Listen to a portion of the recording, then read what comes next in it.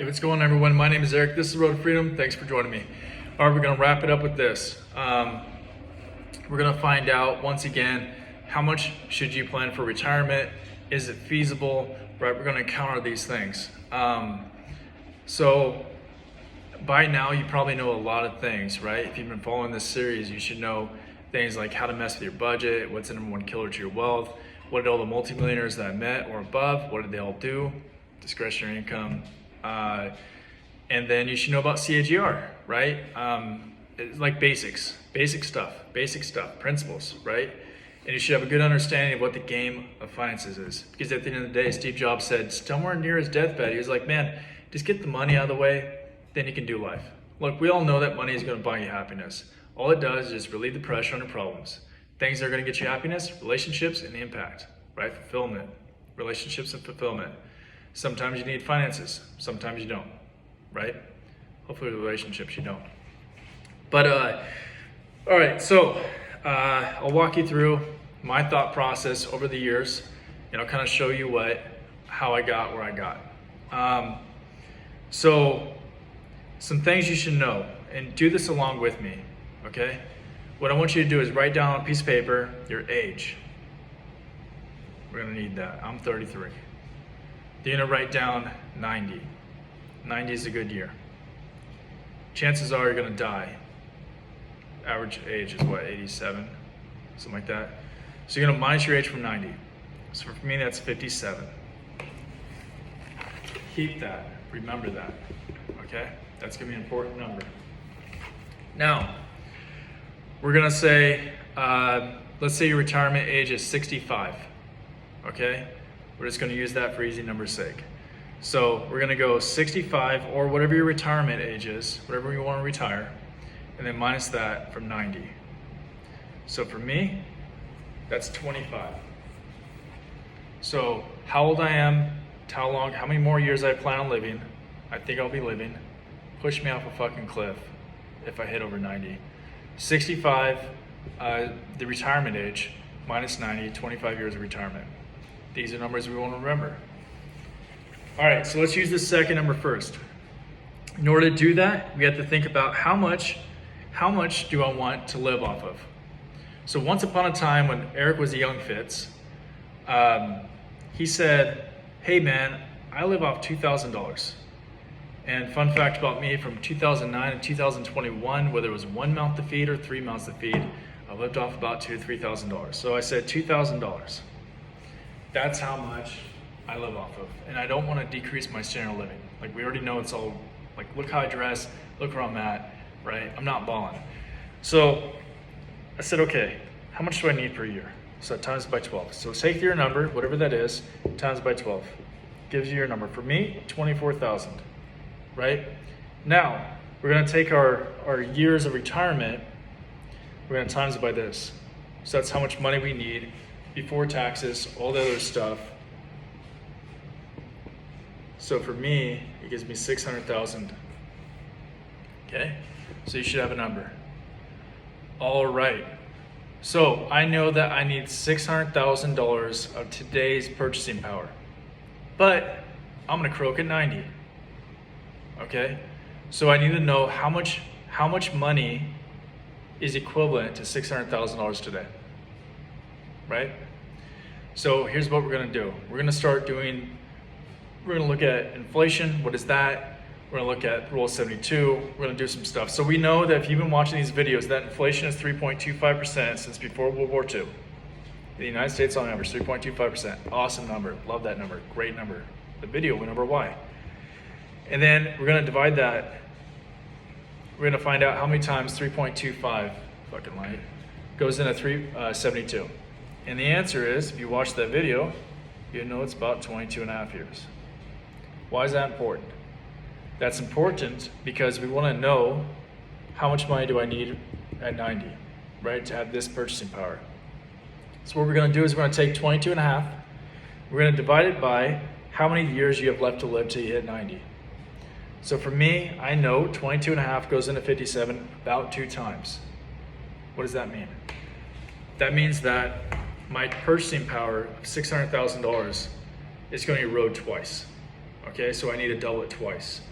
So that way I can maintain the same standard, okay?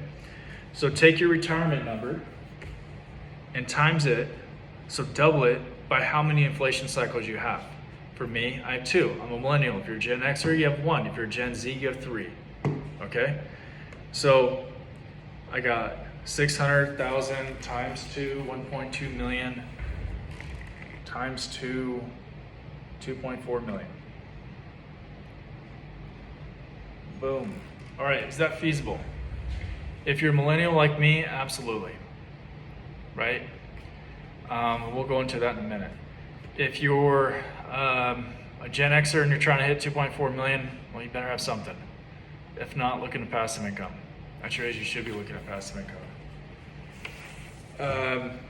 All right, so but that didn't stop there, right? Then I ran into like, there's this YouTube channel where they walk you through like a bunch of, retirement ideas, like strategies, and it's got some good information. And I think that's when I stumbled on the game of life for finances. And I was like, yeah, absolutely, abundance. What is financial freedom? What is FU money, right? Read between the lines. And it said triple it. I was like, cool, so I'm gonna triple it. So I took my 2.4, I'm gonna erase this. So I took my $2.4 million target, whatever your target is, take that number and times it by 3. So for me, it's 7.2 million, okay? So I was like, damn, dude, if I can triple the number that I actually need, then I'm fucking killing it. Like if the house, once the roof goes out, I can replace it. The plumbing, the electrical, everything, I can replace it, right? I'll be good. So this isn't assuming I'm putting money into like at least T-bills, which is around 2% interest, right? For me to appreciate. This isn't assuming I'm putting it into annuities. I'm not doing anything with it. I'm just taking the money, putting it under the mattress. Don't rob me. So I got that. All right, so that's pretty cool. But then the question is like, can I hit that? Because it's good we can do arithmetic. That's awesome. We went to school. But can you hit that? Can you honestly gotta hit that? And for me to demonstrate this, some of it you're gonna have to do on your own. I'm gonna put in the notes, the Dave Ramsey investment calculator. I've shared in a previous video that on average, the compound annual growth rate of a single family dwelling is 4.5%, rents is around 3%, 7702 whole life annuities is 5.6%, and the stock market since 1880 is 7%. I know it's really quick. I should probably write that down. So gold equals 3.25. Rents is it's 3 to 4%. I forget. It's not at wet homes. And this is single family homes.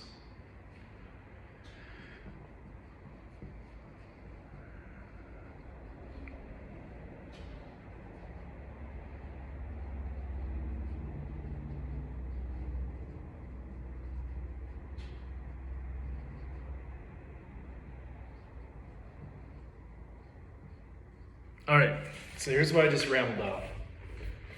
If you put all your money in gold, it's gonna match inflation. If you put all your money into like renting out your properties and you're not doing like single rooms, right? Just renting out the property. CAGR is about 3 to 4%. Home single family dwellings, if you just buy a home, sit on it, don't do anything with it, then eventually sell it, goes up 4.5% on average since 1940. I'm not talking about the big markets, right? That's like boom. If you're lucky, you get there. Awesome. If not, plan on this. Be conservative. 7702, contact a fiduciary. They'll tell you about it. It's a pretty sick thing. I'm not putting my money in here just yet. 5.6%. S&P since 1880. Again, this is considered the market. 7%. S&P since 1980 after inflation. After inflation. Say it again. After inflation. Okay, because they're going to tell you 11 to 12%, but I'm saying after inflation, 9%, okay? All right, so you just plug that number in, you just do your things, you're going to find out, you're going to see by the end of this video about how much you can put in, you're going to find out that you can actually put more in than you think, right? And here's why I can say that. Someone put 7.2 on the side. Put your number on the side, put it somewhere else. We're gonna do some more math. Here's what you need. You need to know how much you make.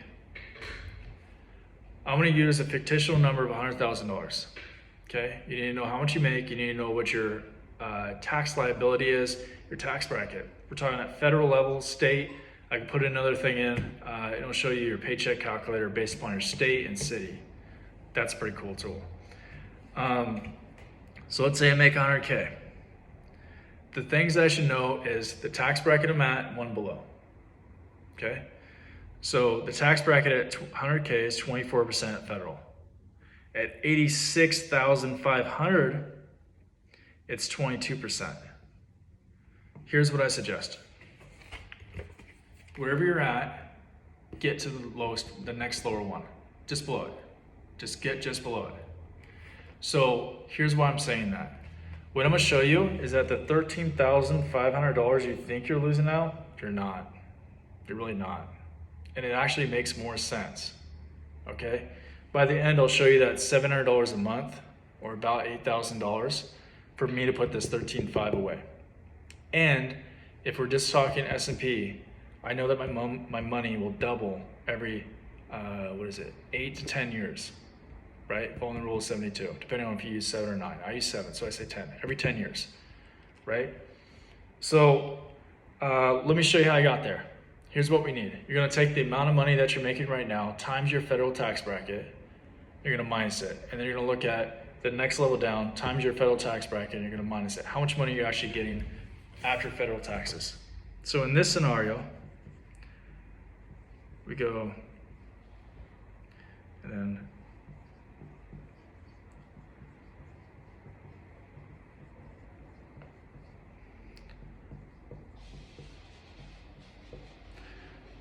okay, so here's the math. I do 100,000 times 24% federal, I'm losing out 24 grand in taxes. Don't ever see that. Can't get it, like you're not. 86.5 times 22%, I'm losing out about 19,030 bucks. In federal taxes, I'm not gonna be able to somehow get that back, right? It's taxes.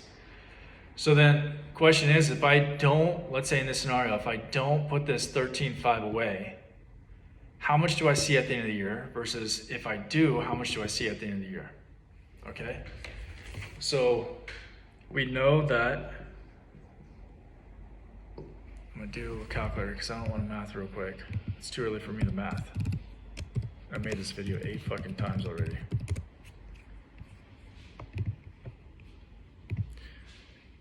$86,500 minus.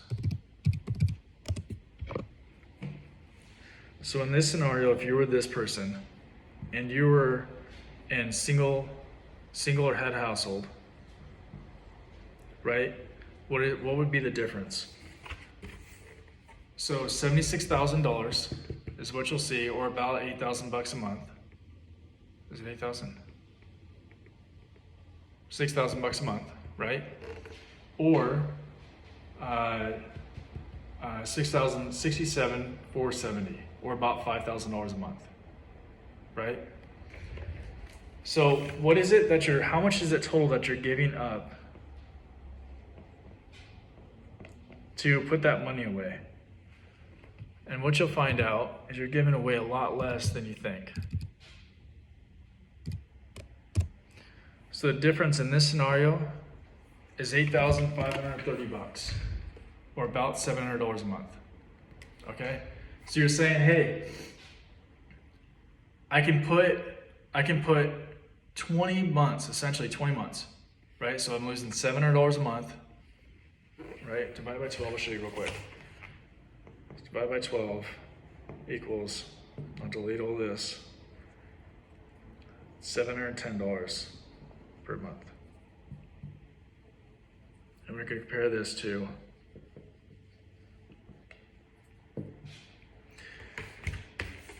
so in this scenario, I'm giving up $710 a month, right? To set aside $13,500. So for 1 year of doing this, I'm essentially taking this money, right? It's somehow multiplying because stuff, and I'm essentially setting aside just short of 20 months worth of this for only 12. So let me say that again, because I want to make sure we all get it. I'm taking one number, okay, and because I'm putting it away before taxes, in 12 months, it's like I'll have set 20 months away. And what does that do? Remember the 7.2 million, right? So let's say you're like me, you're 33. Let's say this isn't like me, but let's just say you're starting, right? You're just fucking starting. How much is 13,500? How much is that at 7%? Because again, S&P 500, CAGR. So if you were to only do that and invest for the next 34 years and not fucking touch it ever after that, right? How much money would this 13.5 be worth, right, at the end of it? And the answer is about $2 million. So you're gonna give up times 34. You're gonna give up 8,530 times 34. So you're gonna give up $290,000, and then you're gonna 10x it at 7%. If you were to look at 9%, right? Because that's what most folks are gonna tell you. They're gonna tell you 11 or 12, or they're gonna be honest, they're gonna tell you 9, right? Because they're adjusting for inflation like they should be. How much would you make at 9%? The answer is $3 million. So you're gonna give up a little over $250,000, and you're gonna 12x it, right? So if you want to not eat cat food and be able to take care of folks and fucking retire, just do, not suck. Can you give up $710 a month and throw it into an S&P or some other investment vehicle, whatever your investment vehicle is? Can you do that? And if you say no, well, maybe we should look at some other stuff. If you can say yes, then good, right? Now, for those who are like, let's say you're not making 100,000, maybe you just got over the tax threshold. So like back in the day when I was making like 37.5, I got a pay bump, and I think it was like 42.5, then I went up to 47.5. But here's the thing, I actually lost money, right? Because I just hit over the tax bracket, and there's a certain part where whenever you climb that threshold, there's like a dead man zone, right? You don't want to be there. So for me, I looked at the math, and I think at the time I had hit 53,000 for me to see a difference in my monthly income, like take-home monthly income. So if you're especially in that area, please don't fuck yourself. Just put the money away. You're not going to see a difference anyways, right?